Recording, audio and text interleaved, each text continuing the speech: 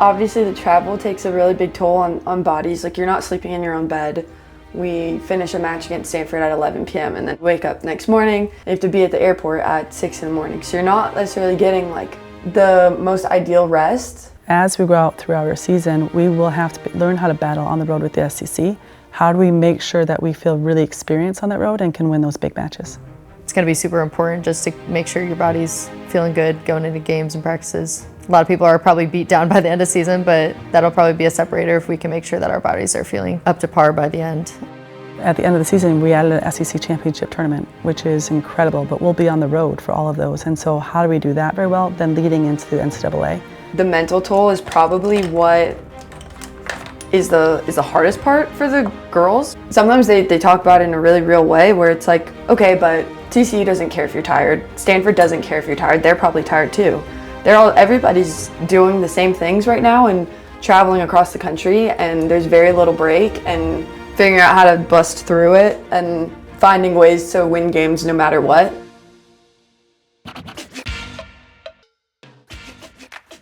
The outside hitter position is among the most important. They are involved with every single play.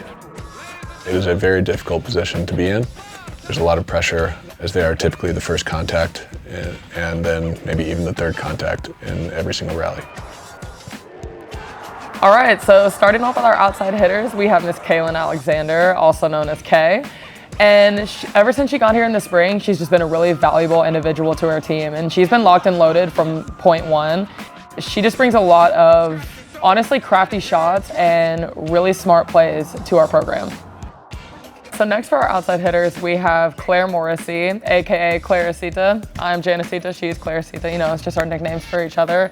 Claire's just a go-getter, absolutely. She will fill any role needed, and she will always put her best foot forward no matter what position she's in.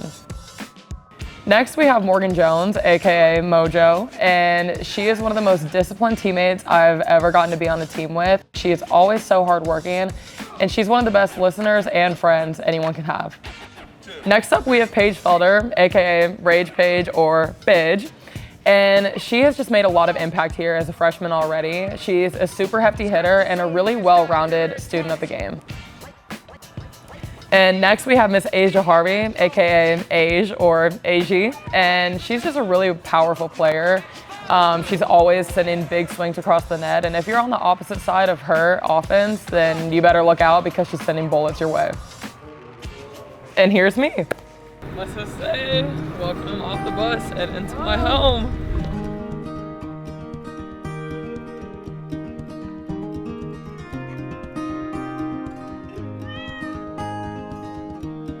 Yeah. Hi, sweetie. I'm so excited! You're so cute. Hi, Papa. Hi. Do you remember me? Hi. New obsession. Hi. So I was originally born in Roswell, Georgia in 2004, and in 2008, I think, we moved to Texas because my parents got a new job. I have my mom, Robin deMarrais, my dad, Scott deMarrais, and my older sister, Ashley deMarrais. Hello, my name is Janet deMarrais, and I'll be singing the show Violenka. Sled. Brought to you by Glen Hope Dance Club. So before I played volleyball, I actually did soccer from kindergarten to around 7th grade. I'm also seeing if there's any soccer stuff in here. So if you didn't believe me when I said I played club and select soccer at the same time, here's just a few of my mini trophies that I acquired in my time of being a soccer player. Yeah, I had never even picked up on volleyball in the first place. It was actually my older sister, Ashley, who inspired me to get into it because she played before I did. And I think the talent started picking up pretty quick. I obviously grew in height and potential, so I started playing on the top teams in the nation. I was named to a Prep Dig top 150 volleyball recruit list, and I was ranked number 36 in the nation. And I was also ranked the number 10 outside hitter in Texas. So we have some medals here, and this one's pretty special. This was when we got 3rd in the state for Grapevine High School. Again, shout out Grapevine. Right here, this is when, oh my God, we got 2nd in the state. So definitely topped it my senior year. And then this one is relative to club. This is when we got 3rd in nationals. And here's my life-size, two-time SEC Libero of the Year cutout.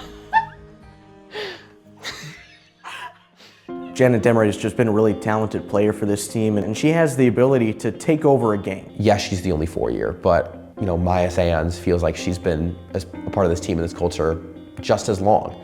So I don't think this is something where it's all the pressure's on her. I think that the relationship in this team, both personally and athletically, there's gonna be a lot of players around her that are gonna help take that pressure off.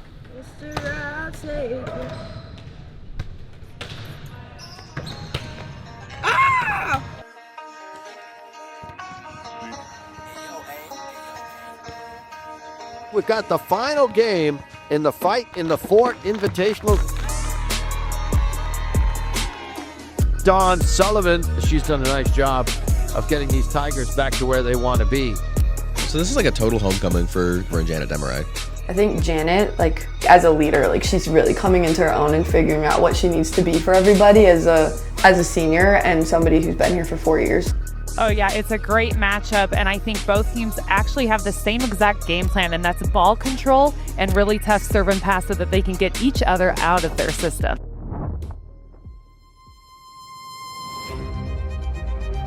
No, I really love the confidence that Sullivan has in her squad, this early in the season. Sands is one of the best liberos in the country, and you can see why.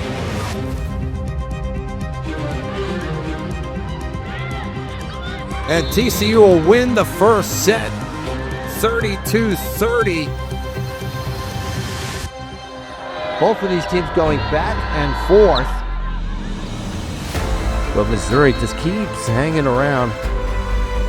Definitely two teams that want this so bad.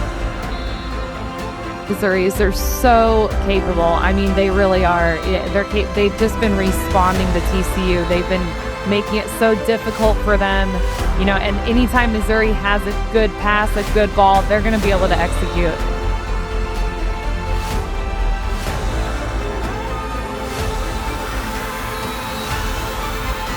Missouri with the service ace to win the set. At a set apiece here in Fort Worth.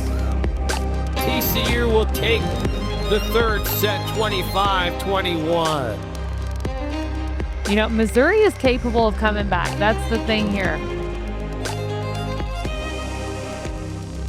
TCU wins it. I was really proud. I was just really proud of them. I thought they battled and they were really, really gritty.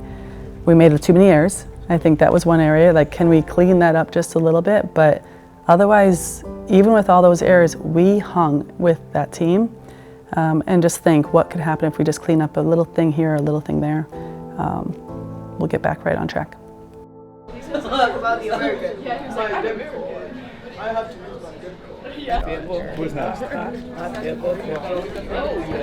I'm going down.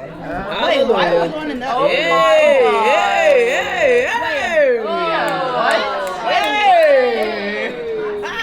What's happening right now? Oh, I thought she did. What is happening? I'll let somebody go. I'll skip you later.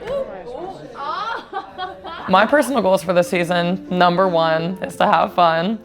Definitely my number 2 is to be the best leader I can be for my team and be the best role model that I can be for them as well. There's always going to be pressure no matter the situation, and we sometimes lose sight of what's important to us, and that's just spending time together and having fun. Baby, now you're one of us. Ain't it fun? Ain't it fun? Ain't it fun?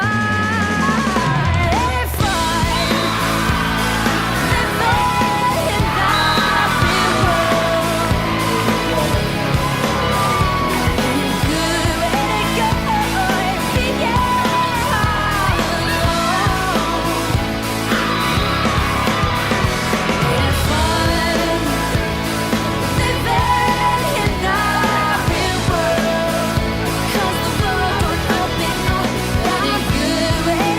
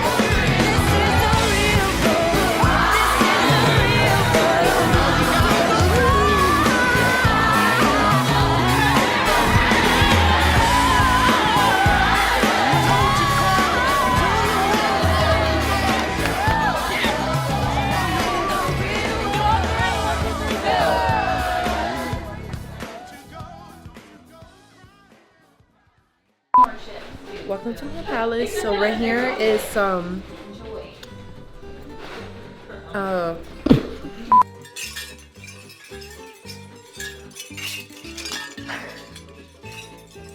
that work? Is it actually? Cutie patootie. Is it hard? Cutie patootie. Nothing.